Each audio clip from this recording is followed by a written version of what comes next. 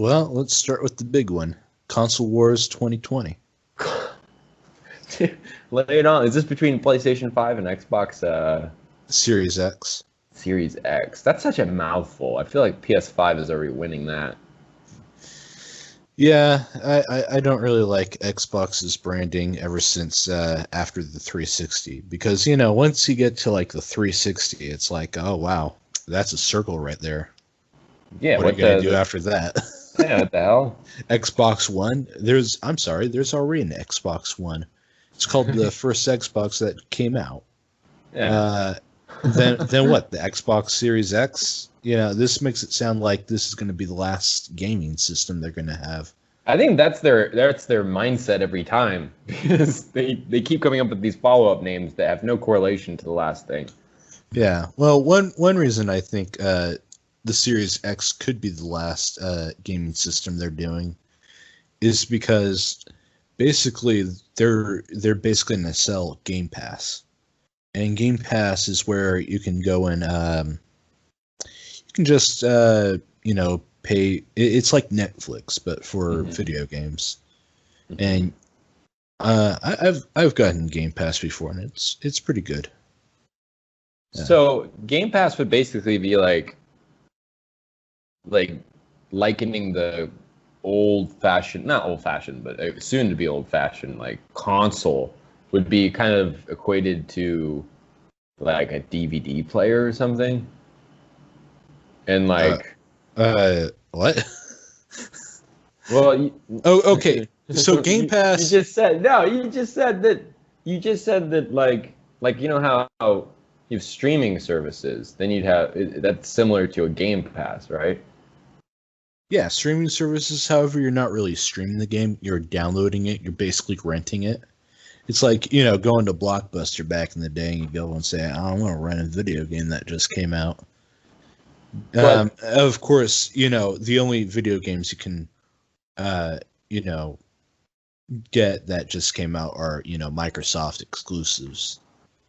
But I guess just what I was saying was, like, based on the idea that if Game Passes are the future, and Game Passes are kind of like streaming services for TV, then won't consoles just kind of fall out of use?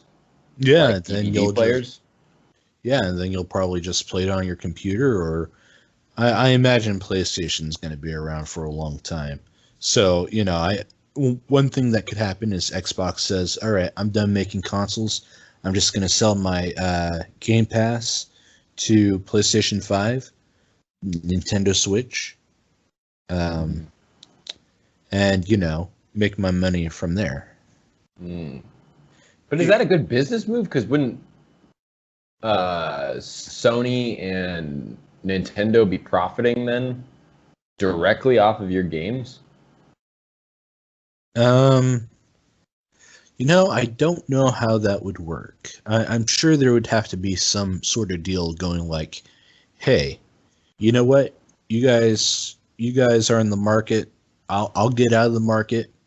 That means more people buy your consoles. Gotcha. We just want to sell the Game Pass, and you can take a 5% cut."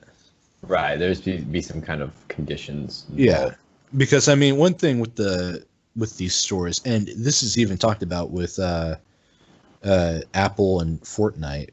You know that whole fiasco, right? Right. Where basically they go and make money off of you put your game on there, and they make 30%.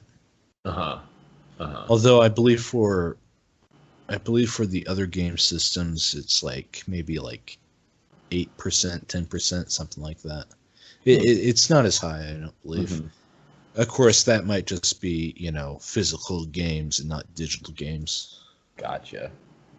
Well, Console Wars 2020 though, that kind of highlights a divide. Is there a lot of social media battles going on between these two things? Yes. So here's the thing: you have the PlayStation 5. There's two PlayStation 5s. There's the regular PlayStation 5 where you can insert a disc, and then there's the all digital PlayStation 5. Same hardware, just one doesn't have a disk drive. Now, for the Xbox Series X, you have the Xbox Series S, and that's basically a cheap version, Gotcha.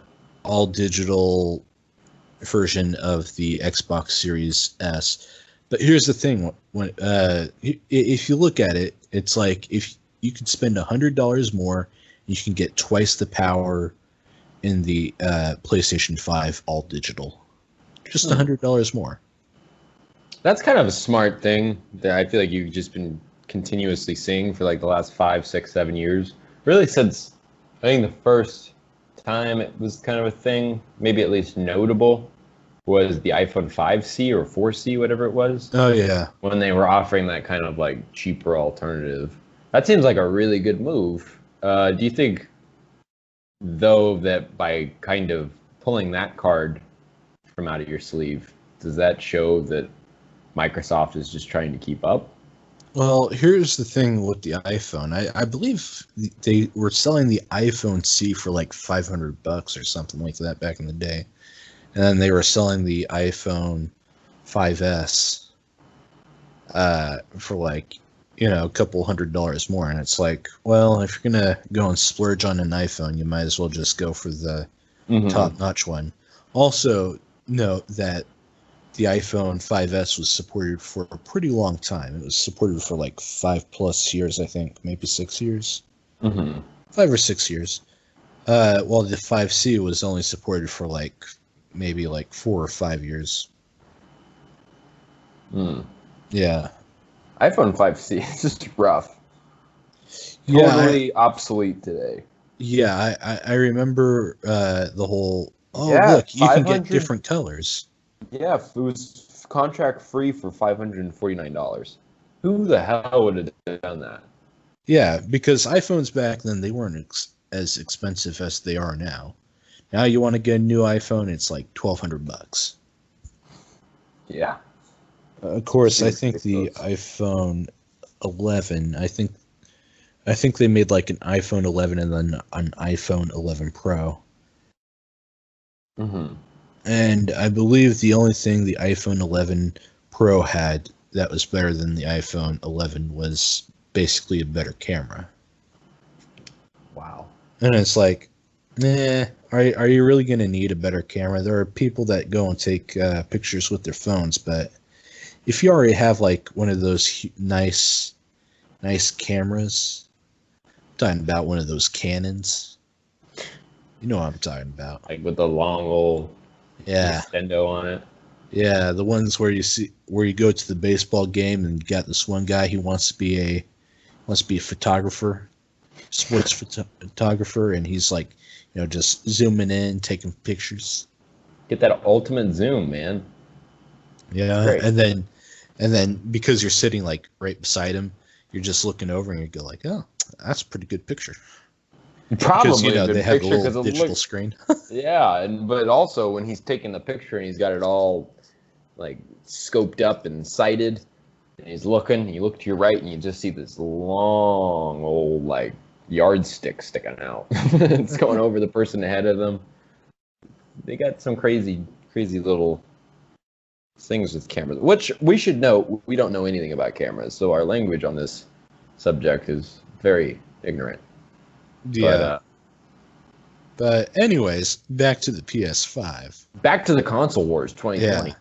So they're both releasing at $500. The main consoles. Xbox Series S is selling for $300. The PlayStation 5 all digital selling at $400.